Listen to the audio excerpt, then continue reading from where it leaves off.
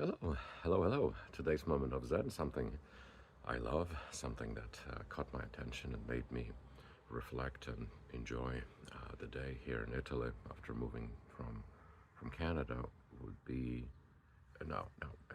Some of you will take slight offense to this, but it's not meant to be offensive. It's actually tongue-in-cheek. The concept of middle of nowhere in Italy, the middle of nowhere in Italy.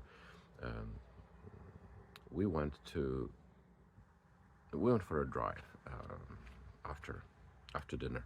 We wanted to explore the countryside, so we picked the destination town, maybe 20 minutes away. One of the towns that is not on any tourist-worthy maps. That's why I say tongue-in-cheek, middle of nowhere.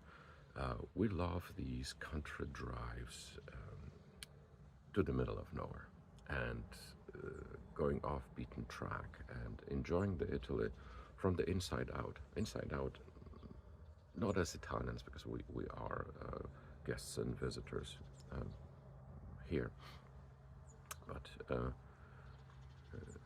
the inside out meaning through the eyes of local people that don't necessarily go to Rome and Florence and Venice on a first or a second day. So we picked that town and driving there immediately, within 5 minutes, another tiny little town on a hill caught our attention. We drove by that town many times, and it's really one of the many middle of nowhere medieval towns with obviously with the mandatory tower and some defensive walls and structures around it.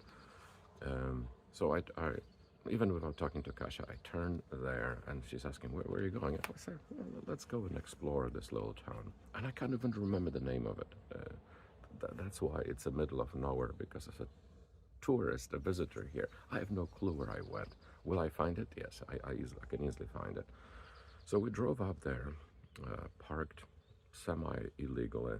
Most of those towns, there's really no parking. It's not meant for the cars, and we walked that town maybe within 10 minutes, and it was a slow walk. Beautiful views, as they call them, the vistas, beautiful vistas. Town, as always, spotless, not a piece of paper on the ground, nothing. That's one thing I love. Second thing is flowers everywhere, but not a lot of people, and mostly older people. And then we drove to our destination town. That was maybe 5-6 times bigger. Same idea. We had trouble finding parking, but we found parking and walk around the old town, and immediately we noticed the same thing, that it was clean, well maintained, but also empty and also old.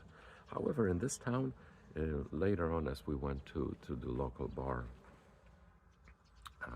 for coffee, here the bar is the cafe.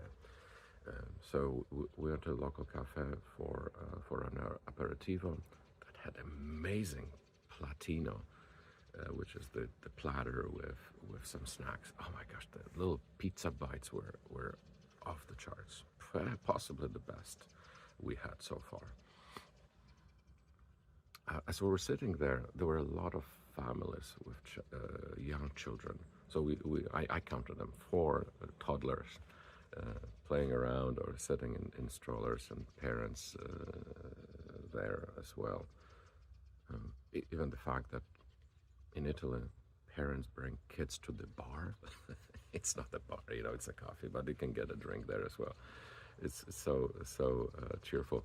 So this middle of nowhere, sitting there with Italian families, without possibly any tourists there at this time. It is end of September. It's getting a little cooler, and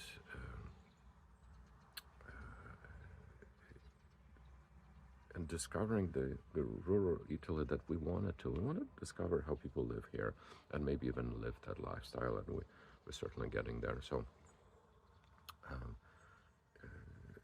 it was certainly a moment of Zen, realizing that we are discovering the off-beaten track, non-touristy areas that are still alive, even though they are declining. The population is mostly older people, but as I said, 4 families there. So there is hope that this wonderful place will not perish, and that maybe it's in a decline, but it's still alive, and in some ways we are adding to it by appreciating it first. So